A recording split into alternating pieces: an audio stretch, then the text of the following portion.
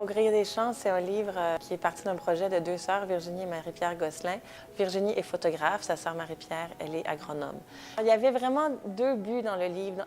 L'idée de Virginie au départ était à la fois d'aller chercher des chefs et de rassembler plein de gens autour des fromages pour donner envie aux gens de cuisiner le fromage, de les découvrir au fil des saisons et d'essayer vraiment de cuisiner, de partager l'amour, pas juste de manger un beau plateau de fromage, mais de cuisiner avec.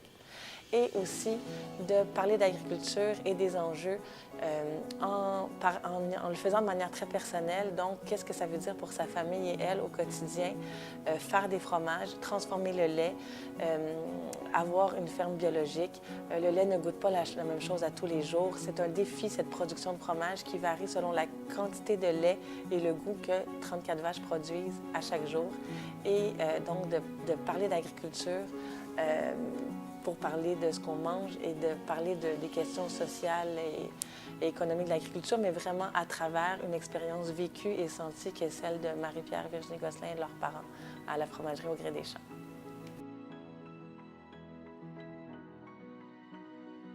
La relation que j'ai eue avec les filles dans ce projet-là, je dirais, a été d'amener Marie-Pierre, qui est agronome, qui, dans sa vie de tous les jours, s'occupe de 34 vaches, fait des fromages avec sa mère, aide son père dans les champs, a été de l'aider à devenir auteure. Je n'ai pas été la seule dans ce travail-là, mais donc elle devait fournir un texte à la fois scientifique, à la fois personnel. Donc il y a eu tout un travail d'accompagnement.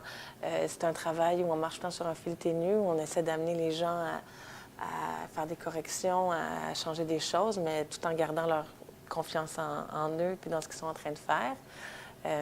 Donc ça, c'est vraiment un travail qui est différent entre chaque auteur. Puis et c'est pas non plus un écrivain, c'est pas quelqu'un qui va avoir nécessairement une production de fiction. Là, on est vraiment dans le concret.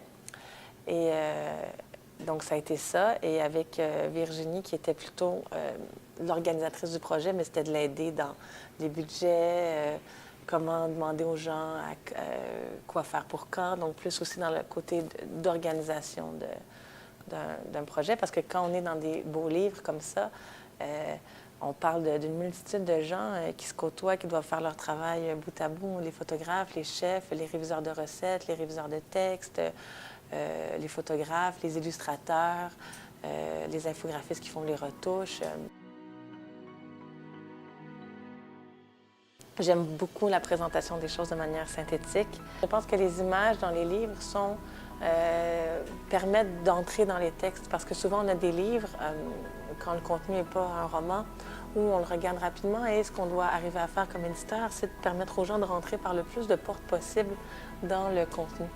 Et l'image étant très forte, une image vaut 1000 mots, il faut créer cette sorte de dosage où on peut amener le lecteur tranquillement vers toutes les couches de profondeur de texte.